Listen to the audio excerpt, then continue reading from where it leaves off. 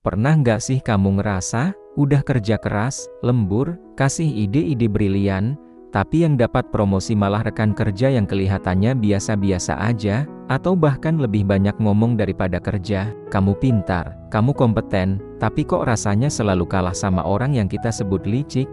Kalau kamu pernah merasakan ini, kamu nggak sendirian. Ini adalah fenomena yang sering banget terjadi di dunia kerja, dan jujur, bikin frustrasi. Kenapa ya orang pintar seringkali tersingkir oleh mereka yang lebih lihai bermain game di kantor? Di video kali ini, kita akan bongkar tuntas alasannya, dan yang paling penting, kita akan bahas gimana caranya supaya kita, orang-orang pintar yang berintegritas, bisa tetap menang tanpa harus ikut-ikutan jadi licik. Yuk, kita mulai. Pertama, kita harus paham dulu perbedaan mendasar antara orang pintar dan orang licik. Orang pintar itu fokusnya pada kompetensi, pada kualitas kerja. Mereka percaya bahwa hasil kerja yang bagus, data yang akurat, dan solusi yang cerdas adalah kunci kesuksesan. Mereka menghabiskan waktu untuk belajar, mengasah skill, dan menyelesaikan tugas dengan sebaik-baiknya. Bagi mereka, dunia kerja itu ibarat ujian sekolah.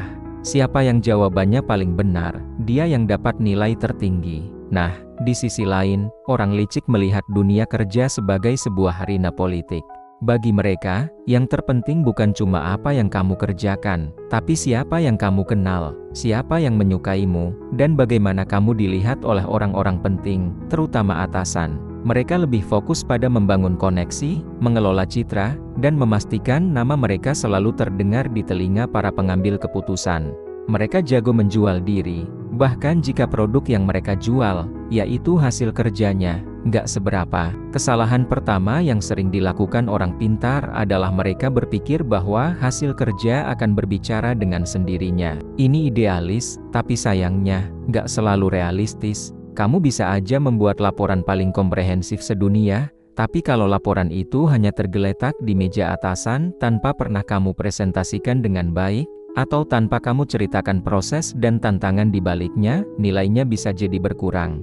Sementara itu, si licik mungkin hanya mengerjakan sebagian kecil dari proyek itu, tapi dia akan keliling ke setiap meja, menceritakan kontribusinya yang seolah-olah luar biasa, bahkan mungkin sampai presentasi di depan bos besar. Pada akhirnya, siapa yang lebih terlihat bekerja keras di mata atasan, bukan kamu yang diam-diam lembur, tapi dia yang pandai bersuara. Jadi, pelajaran pertamanya adalah, kerja keras itu penting, tapi mempromosikan hasil kerja kerasmu itu sama pentingnya.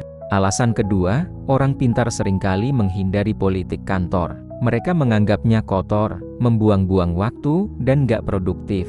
Pokoknya, saya di sini untuk kerja, bukan untuk bergosip atau cari muka. Sikap ini mulia, tapi bisa jadi bumerang. Sementara kamu fokus 100% pada tugas, orang licik menggunakan waktunya untuk memahami peta kekuatan di kantor. Siapa dekat dengan siapa, siapa yang punya pengaruh, apa yang disukai dan tidak disukai oleh atasan. Mereka menggunakan informasi ini untuk keuntungan mereka.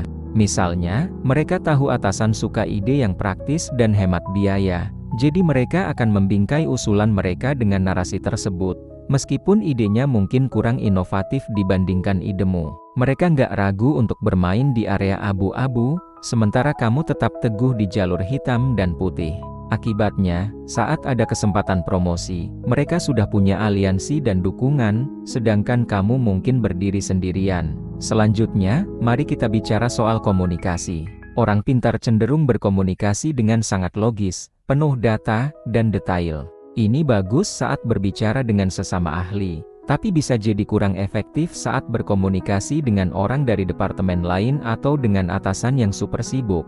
Atasanmu mungkin gak punya waktu untuk membaca laporan setebal 20 halaman atau mendengarkan penjelasan teknis yang rumit. Mereka butuh kesimpulan, mereka butuh gambaran besar, dan yang terpenting, mereka butuh diyakinkan secara emosional. Nah, disinilah orang licik unggul. Mereka adalah master dalam storytelling. Mereka bisa menyajikan sebuah ide sederhana menjadi narasi yang heroik dan meyakinkan. Mereka tahu cara menyentuh emosi pendengar, membuatnya terdengar menarik dan penting. Mereka nggak menjual data, mereka menjual visi. Sementara kamu sibuk menjelaskan bagaimana cara kerjanya, mereka fokus menjelaskan kenapa ini penting untuk kita. Jelas, pendekatan kedua ini jauh lebih persuasif bagi banyak orang. Faktor keempat adalah tentang pengambilan kredit.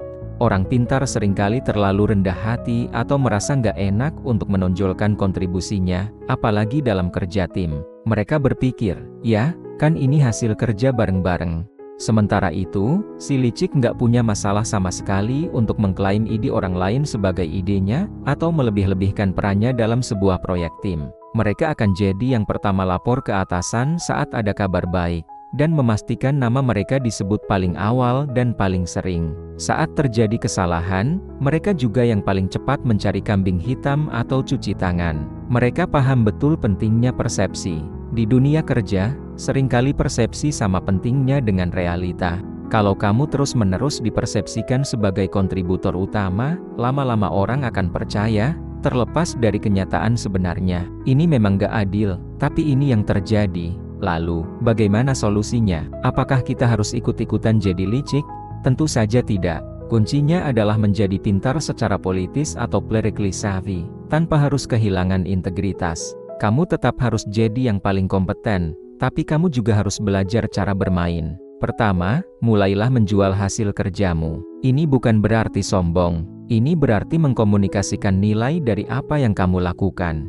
Setelah menyelesaikan proyek besar, kirim email ringkasan ke atasan dan tim. Jelaskan hasilnya, tantangannya, dan apa dampaknya bagi perusahaan. Saat meeting, jangan hanya diam. Beranikan diri untuk bicara, sampaikan idemu dengan percaya diri.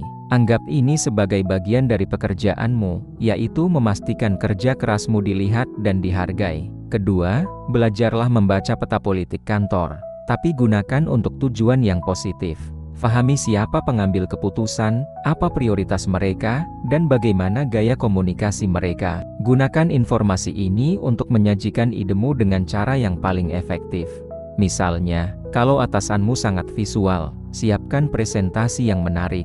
Kalau dia sangat peduli pada angka, sajikan datamu di bagian depan. Membangun hubungan baik dengan rekan kerja dari berbagai departemen juga penting. Ini bukan cari muka, tapi membangun jaringan profesional yang sehat. Dengan begitu, kamu punya lebih banyak sekutu saat kamu butuh dukungan atau informasi. Ketiga, asah kemampuan komunikasimu, terutama storytelling. Belajarlah untuk menjelaskan ide-ide kompleks dengan cara yang sederhana dan menarik. Fokus pada mengapanya, bukan hanya apa dan bagaimananya. Latih cara presentasimu agar lebih meyakinkan dan engaging. Ingat, orang lebih sering membuat keputusan berdasarkan emosi, lalu merasionalisasikannya dengan logika. Sentuh dulu emosi mereka dengan cerita yang bagus, baru dukung dengan data-datamu yang kuat.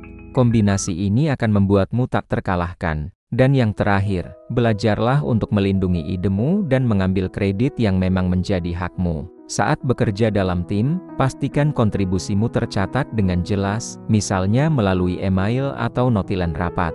Saat presentasi hasil kerja tim, jangan ragu menyebutkan bagian mana yang menjadi tanggung jawabmu. Ini bukan soal ego, tapi soal keadilan dan profesionalisme. Jika kamu melihat seseorang mencoba mengambil kredit atas hasil kerjamu, jangan diam saja. Kamu bisa mengklarifikasinya dengan sopan tapi tegas, misalnya dengan berkata, "Terima kasih sudah mengangkat poin itu. Saya senang ide yang saya ajukan minggu lalu ternyata bisa dikembangkan lebih lanjut." Ini cara elegan untuk mengklaim kembali apa yang menjadi milikmu. Pada akhirnya, menjadi pintar saja tidak cukup di dunia kerja modern. Kamu harus menjadi pintar dan cerdas secara sosial dan politik. Kamu tidak perlu menjadi licik, menusuk dari belakang, atau mengorbankan nilai-nilaimu. Kamu hanya perlu belajar aturan mainnya dan memainkannya dengan caramu sendiri, dengan cara yang berintegritas. Gabungkan kompetensi teknismu yang luar biasa dengan kemampuan untuk berkomunikasi, membangun jaringan, dan mempromosikan dirimu secara etis. Dengan begitu, kamu tidak hanya akan bertahan, tapi juga akan unggul dan mengalahkan mereka yang hanya andalkan kelicikan. Kamu punya otak dan hati nurani. Gunakan keduanya. Terima kasih sudah nonton sampai akhir. Semoga obrolan kita kali ini bisa memberikan pencerahan dan strategi baru buat kamu hadapi dunia kerja. Mana dari poin-poin tadi yang paling kena buat kamu? Coba deh share pengalamanmu di kolom komentar. Kita diskusi bareng di sana. Jangan lupa like, subscribe, dan nyalakan loncengnya supaya kamu nggak ketinggalan konten-konten bermanfaat lainnya. Sampai jumpa di video berikutnya.